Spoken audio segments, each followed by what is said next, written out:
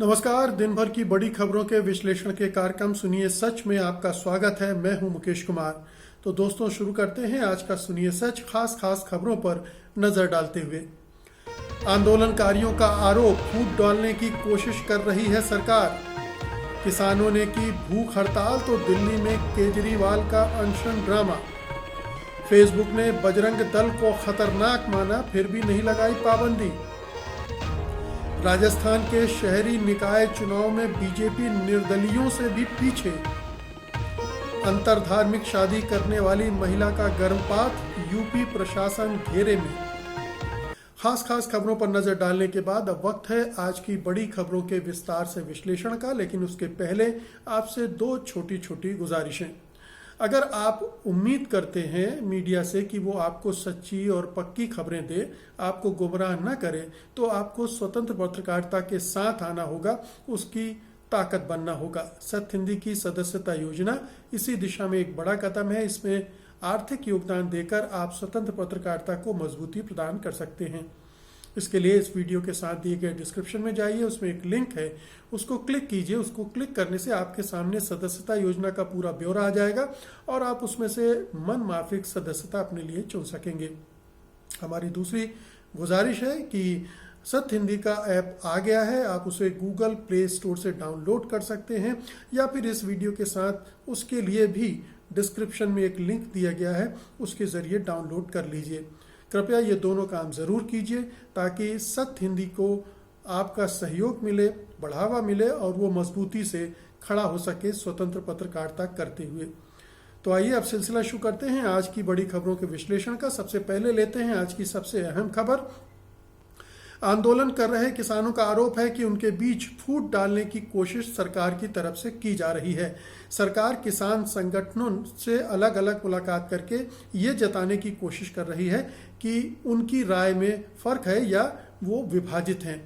इसी तरह वो बहुत सारे फर्जी संगठनों से भी मिल रही है। बता दें कि कल उत्तराखंड के कुछ किसानों से मिलने के बाद आज एक बार फिर कृषि मंत्री नरेंद्र तोमर ने 10 तथाकथित किसान संगठनों से मुलाकात की। इन संगठनों ने कृषि कानूनों का समर्थन किया है। इससे पहले भारतीय किसान यूनियन भानुगुट आंदोलन को लेकर दो फाड़ हो चुका है। भानुगुट के राष्ट्रीय अध्यक्ष ठाकुर भानु प्रताप सिंह ने रक्षा मंत्री राजनाथ सिंह से मुलाकात के बाद रास्ता खोलने का निर्णय लिया तो प्रदेश अध्यक्ष ने अनशन शुरू कर दिया है। भारतीय किसान यूनियन ने ही बाकी किसान संगठनों को दरकिनार करके सुप्रीम कोर्ट का रुख भी किया था। आंदोलन कर रहे किसानों का कहना है कि उनके आंदोलन पर इससे कोई फर्क नहीं पड़ने वाला है और जो भी कृषि कानूनों का समर्थन कर रहे हैं वो सरकार के हाथों में खेल रहे हैं, उनसे हमारा कोई भी लेना देना नहीं है, हमारा आंदोलन जारी रहेगा। तो स्पष्ट रूप से सरकारें इस तरह के हथकंडे अक्सर आजमाती हैं। जब किसी आंदोलन से वो निपट नहीं पाती हैं तो आंदोलन को बदनाम करने या तोड़ने की कोशिश करती हैं। और इसी तरह से सरकार नरेंद्र सिंह तोमर, राजनाथ सिंह, प्रकाश जावड़ेकर और अमित शाह ऐसे बहुत सारे फर्जी संगठनों से मिल रहे हैं जिनका कहीं कोई आधार नहीं है। जो 35 किसान संगठन बातचीत में हिस्सा ले रहे हैं दरअसल वही वास्तविक विश्वसनीय किसान संगठन हैं और वो एकजुट हैं।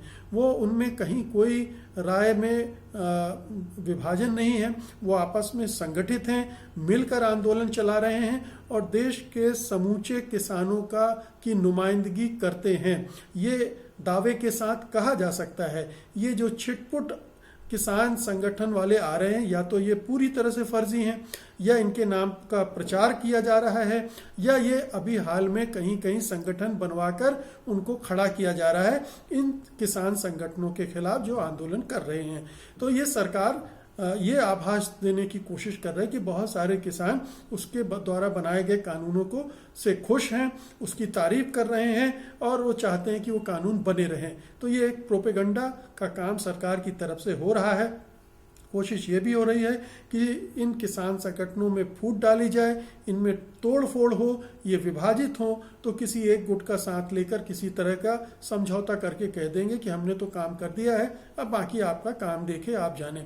तो एक तरह का गतिरोध अभी बना हुआ सरकार और किसान संगठनों के बीच, लेकिन वो लगातार अपना दबाव बढ़ाते जा रहे हैं। अगली खबर लेते हैं। किसान संगठनों ने आज कृषि कानूनों के विरोध में पूरे देश में एक दिन की भूख हड़ताल की और देश भर में जिला मुख्यालयों के सामने धरने भी दिए। राजस्थान, हरियाणा, पंजाब, महाराष्ट्र और गुजरात समेत अन्य राज्यों के सैकड़ों किसानों ने दिल्ली जयपुर हाईवे पर बैठकर प्रदर्शन भी किया है। प्रदर्शनकारी किसानों ने दिल्ली के रास्ते को बाधित किया, लेकिन हरियाणा पुलिस ने उन्हें राजस्थान से लगी सीमा पर ही रोक दिया। वहीं दूसरी ओर दिल्ली के मुख्यमंत्री अरविंद केजरीवाल ने भी किसानों के समर्थन में एक दिन का उपवास किया। साथ में आम आदमी पार्टी के नेताओं ने भी अनशन किया, जिसके बाद राजनीतिक बयानबाजी भी तेज हुई। पंजाब के मुख्यमंत्री कैप्टन अमरिंदर सिंह ने इसको नाटक बताया तो केंद्रीय मंत्री प्रकाश जावड़ेकर ने इसको पाखंड करार दिया। कई दलों का कहना है कि केजरीवाल सरकार ने पहले ही 23 नवंबर को कृषि कानूनों में से एक को बेशर्मी से अधिसूचित करके किसानों की पीठ में छुरा भोंका है। तो जैसा मैंने कहा कि किसान अपनी मांगों को मनवाने के लिए अपने आंदोलन को तेज कर रहे हैं और उसी दिशा में एक ये सांकेतिक एक दिन की भूख हड़ताल थी। देश भर में प्रदर्शन भी हुए हैं, धरने भी हुए हैं और इस तरह से किसान दो तरह से अपनी इस पूरे आंदोलन को चला रहे हैं। एक तरफ तो संगठित कर रहे हैं, पूरे देश भर के किसानों को एकजुट कर रहे हैं, उनको आंदोलित कर रहे हैं, उनको जागरूकता पैदा कर रहे हैं ताकि इन कानूनों के खिलाफ जो लोग अभी नहीं खड़े हुए हैं वो भी इस आंदोलन से जुड़ें और दूसरे वर्गों को भी वो जोड़ने का प्रयास कर रहे हैं। दूसरी तरफ वो अपने तरफ से कुछ ऐसे कार्यक्रम लगातार बना रहे हैं ताकि जो आंदोलन है उसमें एक गतिशीलता बनी रहे, ठहराव ना आए, क्योंकि जैसे ही ठहराव आएगा वैसे ही सरकार को मौका मिल जाएगा उस आंदोलन को कुचलने दबाने का। तो आंदोलन की तीव्रता को बनाए रखने के लिए नए नए गतिविधियों से जोड़ना किसान आंदोलनकारी किसानों को ज़रूरी है और ये किसानों के संगठन इस तरह की कोशिश कर रहे हैं। जहाँ तक आम आदमी पार्टी के अध्यक्ष अरविंद केजरीवाल के एक दिन के उपवास की बात है तो वो मोटे तौर पर दिखावटी ज़्यादा लग रहा है, पाखंड ज़्यादा लग रहा है, क्योंकि यही मुख्यमंत्री महोदय हैं जिन्होंने कृषि कानूनों को अधिसूचित किया था 23 नवंबर को और उस समय उन्होंने इसका विरोध करना भी इन्होंने उचित नहीं समझा। तो अब वो विरोध करने पर आए हैं, किसानों को लुभाने की कोशिश कर रहे हैं, किसानों का साथ देने की बात कर रहे हैं, किसानों से मिल रहे हैं, कि उनकी सुविधाओं के बारे में बात कर रहे हैं। लेकिन हम सब जानते हैं कि पंजाब में चुनाव होने जा रहे हैं और पंजाब में आम आदमी पार्टी की थोड़ी बहुत स्थिति अभी भी बनी हुई है, बीजेपी से मजबूत स्थिति में है। उसको लग रहा है कि आने वाले चुनाव में अगर वो दम लगाए तो अगर सत्ता में नहीं भी आती तो मुख्य विपक्षी दल तो वो बन ही जाएगी। तो वो जानती है कि इस किसान आंदोलन से दूर रहने से उन्हें खासा नुकसान होना पड़ेगा, क्योंकि अकाली दल इसका नुकसान भुगत रहा है। बीजेपी को परवाह नहीं है पंजाब की, क्योंकि पंजाब में अगर सरकार बनाने की स्थिति में वो वैसे भी नहीं आ सकती थी और अकाली दल से नाता टूट गया है तो अब कोई गुंजाइश नहीं है। तो पंजाब के किसानों की और पंजाब की केंद्र सरकार को कोई फिक्र नहीं। लेकिन अगर केजरीवाल ये फिक्र दिखा रहे हैं तो ये फिक्र उनकी चुनावी और राजनीतिक ज़्यादा है, क्योंकि ये इस तरह की चीज़ें वो पहले भी करते रहे। आप याद कीजिए कि शाहीन बाग में इतने दिनों तक आंदोलन चला, उनके अपने राज्य में आंदोलन चला, वो अपने राज्य के नागरिक हैं, उनकी समस्याओं से जुड़ने की आपको ज़रूरत थी, उसके आंदोलन के साथ खड़ा होने की ज़रूरत थी, लेकिन वो नहीं गए तो नहीं गए। उस समय ये बात समझ में आई कि वो बीजेपी को मौका नहीं देना चाहते हैं कि ये पोलराइज हो पूरा चुनाव और उसका फ़ायदा वो उठा ले जाए, तो समझ में आता है। लेकिन उसके बाद भी उनका रवैया बदला नहीं है, वो शाहीन बाग के बारे में चुप्पी साधे हुए हैं और एक तरह का नरम हिंदुत्व वाली लाइन उन्होंने ले रखी है। इसलिए इस मामले में भी एक तरफ वो दोहरा खेल खेल रहे हैं, किसानों को खुश करने की बात भी करते हैं और केंद्र सरकार के साथ भी हाथ से हाथ मिलाकर आगे बढ़ रहे हैं। उन कानूनों को अधिसूचित करके उन्होंने केंद्र सरकार की भी मर्जी का काम कर दिया है। अगली खबर लेते हैं। द वॉल स्ट्रीट जर्नल की रिपोर्ट के अनुसार फेसबुक की सुरक्षा टीम द्वारा संभावित खतरनाक संगठन के रूप में चिन्हित किए जाने के बावजूद पूरे भारत में अल्पसंख्यकों के खिलाफ हिंसा का समर्थन करने वाले संगठन बजरंग दल को राजनीतिक, कारोबारी और सुरक्षा कारणों से इस सोशल नेटवर्क पर बने रहने की इजाजत दी गई है। अखबार ने लिखा है कि सत्तारूढ़ बीजेपी के साथ संबंधों के कारण फेसबुक दक्षिणपंथी समूह के खिलाफ कार्रवाई करने से डरता है, क्योंकि बजरंग दल पर नकेल कसने से भारत में कंपनी की व्यावसायिक संभावना और उसके कर्मचारियों दोनों को खतरा हो सकता है। वॉल स्ट्रीट जर्नल के मुताबिक इस साल जून में बजरंग दल के कुछ लोगों ने दिल्ली के पास स्थित एक गिरजाघर में यह कहकर हमला कर दिया कि ये एक मंदिर को तोड़कर उसके ऊपर बनाया गया है। उन लोगों ने गिरजाघर तोड़ दिया, पादरी को मारा पीटा और वहां एक मूर्ति स्थापित कर दी। इतना ही नहीं, बजरंग दल के लोगों ने इसका एक वीडियो बनाकर फेसबुक पर डाला, जिसे 2.5 लाख लोगों ने देखा। फेसबुक इंडिया की आंतरिक सुरक्षा टीम ने पाया कि बजरंग दल खतरनाक संगठन है, उसके पोस्ट को हटा दिया जाना चाहिए और उस पर प्रतिबंध लगा दिया जाना चाहिए, पर उसे डर है कि ऐसा करने से उसके कर्मचारियों की सुरक्षा खतरे में पड़ जाएगी और उसका व्यावसायिक हित बुरी तरह से प्रभावित होगा। वॉल स्ट्रीट जर्नल का कहना है कि फेसबुक ने बजरंग दल ही नहीं, दूसरे 2 और उग्रवादी संगठनों पर भी विचार किया है। कंपनी की आंतरिक टीम ने कहा कि सनातन संस्था और श्री राम सेने इस तरह के संगठन हो सकते हैं, पर उन्हें प्रतिबंधित करने से कंपनी के कर्मचारी खतरे में पड़ जाएंगे। सनातन संस्था ने इससे इनकार किया है, श्री राम सेने ने कोई जवाब नहीं दिया है और विश्व हिंदू परिषद ने बजरंग दल का बचाव किया है और कहा है कि वो वॉल स्ट्रीट जर्नल के खिलाफ कार्रवाई करेगा। क्या कार्रवाई करेगा आप समझ सकते हैं, कोई कार्रवाई करने की बात इसमें बनती नहीं। वॉल स्ट्रीट जर्नल ने बाकायदा फेसबुक के अंदर की रिपोर्ट निकालकर और उस पर रिपोर्ट बनाई। आप वॉल स्ट्रीट जर्नल का कुछ भी नहीं बिगाड़ सकते। ये गीदड़ भपकियां हैं जो विश्व हिंदू परिषद हमेशा देती रहती है। लेकिन सवाल उठ रहा है फेसबुक पर कि फेसबुक क्यों नहीं कार्रवाई कर रहा है। पहले भी हम देख चुके हैं कि फेसबुक किस तरह से संघ परिवार और बीजेपी के साथ मिला जुला है, केंद्र सरकार के साथ मिला जुला है, प्रधानमंत्री नरेंद्र मोदी की कैंपेन को चलाता रहा है। अंकी दास उनके प्रति खास हमदर्दी रखती रही हैं, उनका काम करती रही हैं और ऐसे मंत्रियों के और नेताओं के बीजेपी के ट्वीट को नहीं, पोस्ट को नहीं रिमूव करती थी, ये कह के कि इससे फेसबुक के धंधे पर असर पड़ेगा और फेसबुक को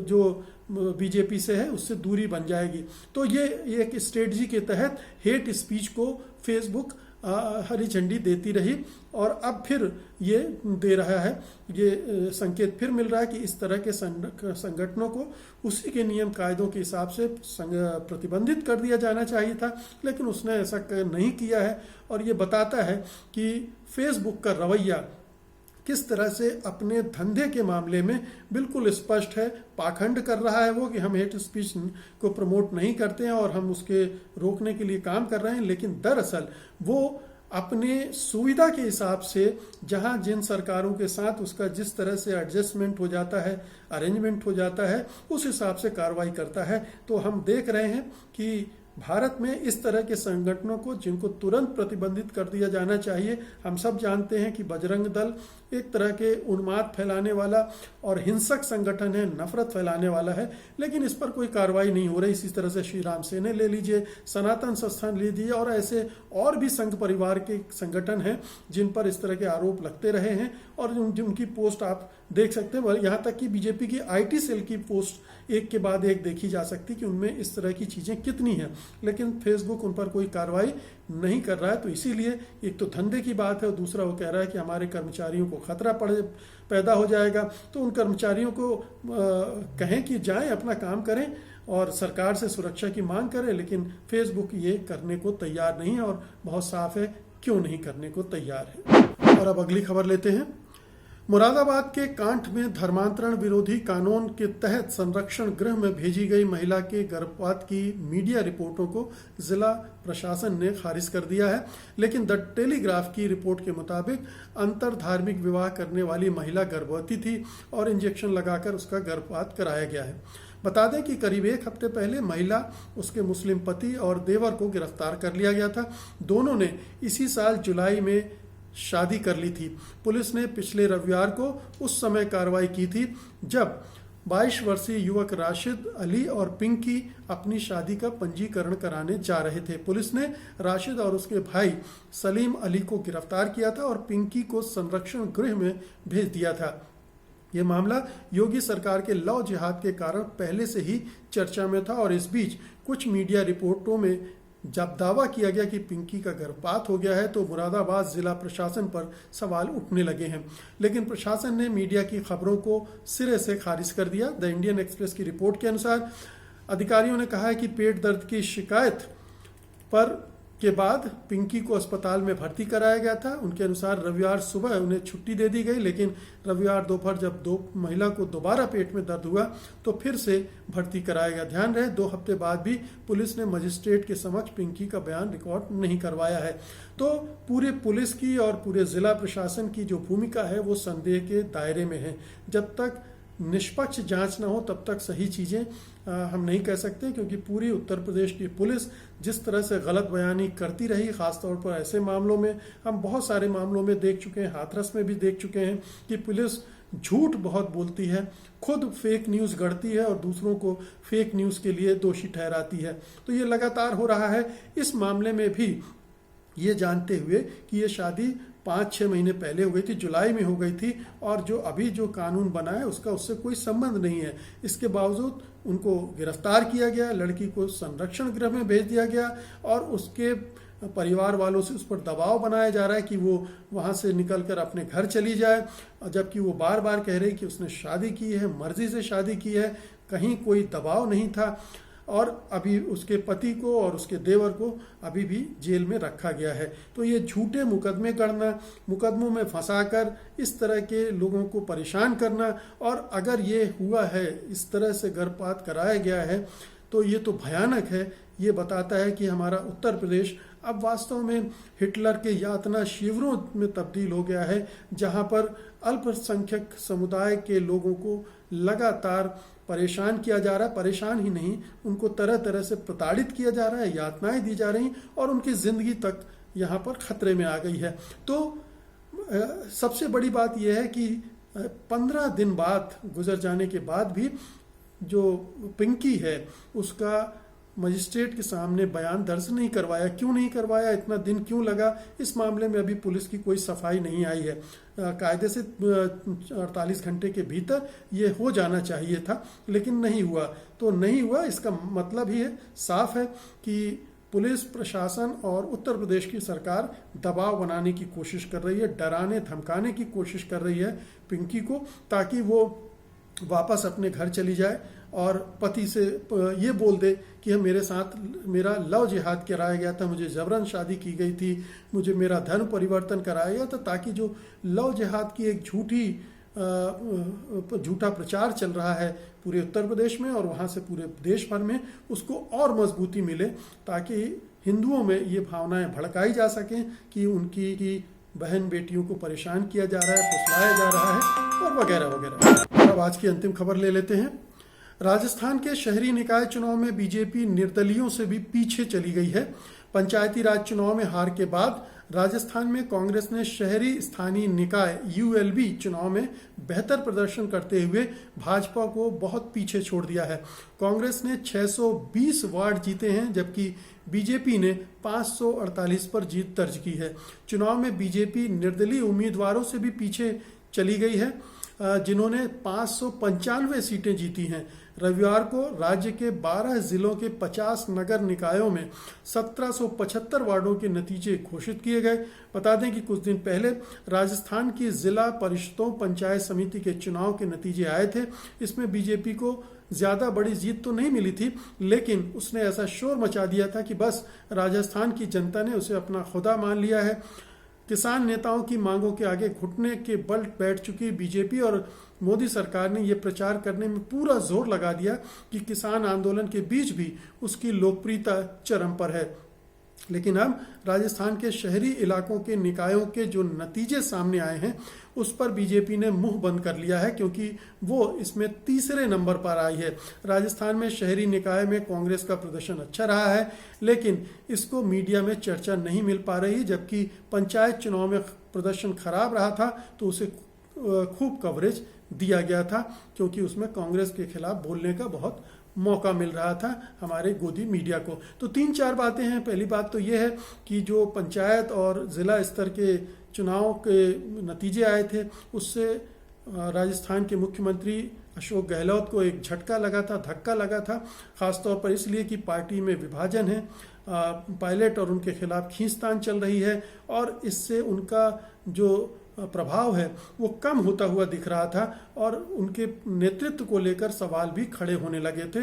तो अब जबकि शहरी निकायों में कांग्रेस ने बेहतर प्रदर्शन किया है तो उनको थोड़ा हौसला मिला होगा, उनकी हिम्मत बढ़ी होगी और वो जो एक परसेप्शन बन रहा था, एक धारणा बन रही थी उनके बारे में, वो उसको तोड़ने भी को मदद मिली होगी। और अगर दूसरा गुट उनके खिलाफ मोर्चा खोलने की तैयारी में था कि अगर शहरी निकायों के चुनाव में भी कांग्रेस की हालत खराब रहती है तो फिर गहलोत को हटाने की मुहिम तेज की जा सकती है, तो वो अब उस पर पानी फिर जाएगा। दूसरी तरफ भारतीय जनता पार्टी के नेताओं ने बढ़ चढ़कर दावे कर दिए थे, ये कह दिया था कि प्रधानमंत्री नरेंद्र मोदी की लोकप्रियता अभी भी वैसी ही है और किसान आंदोलन, किसान के जो कानून बनाए गए हैं, कृषि के कानून, उनको राजस्थान की जनता ने स्वीकार कर लिया है। ये बताता है तमाम तरह के झूठे दावे, फर्जी दावे बीजेपी के नेताओं ने किए थे।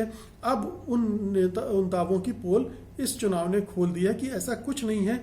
इन चुनावों को लेकर इस तरह के निष्कर्ष निकालना ही बहुत ही वाहियात सोच है, क्योंकि ये बहुत ही स्थानीय स्तर के चुनाव हैं, स्थानीय समस्याएं होती हैं, अपने वार्ड की समस्याएं होती हैं। तो उस स्तर पर किसी प्रादेशिक या क्षेत्रीय या राष्ट्रीय स्तर के मुद्दों पर राय शुमारी का एक शगुफा छोड़ा जाए, ये कोई दमदार बात नहीं है। लेकिन बीजेपी इस तरह के प्रोपेगेंडा में माहिर है और गोदी मीडिया ने उसके इस प्रोपेगेंडा को आगे बढ़ाया था, क्योंकि वो पूरी तरह से बीजेपी के सरकार के साथ खड़ा है और ऐसी छोटी मोटी जीतों को भी वो इस तरह से प्रचारित करने की कोशिश करता है जैसे एक महान उपलब्धि हासिल कर ली गई हो। बीजेपी के इस प्रचार अभियान का वो अग्रिम दस्ता बना हुआ है।